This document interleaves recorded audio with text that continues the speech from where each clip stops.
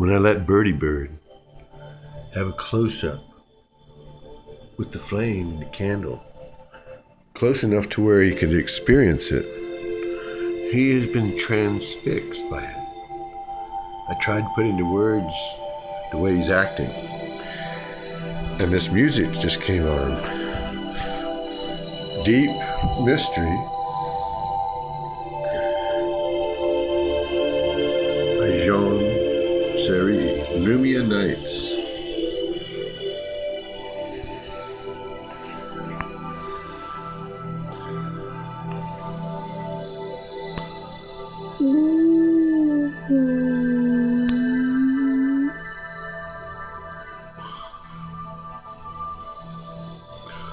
Now he's transfixed by the shadow of the other dove.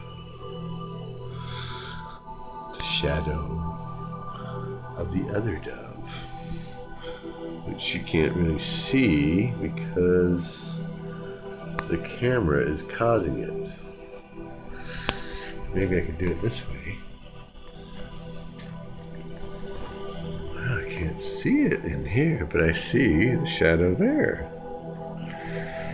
Cool.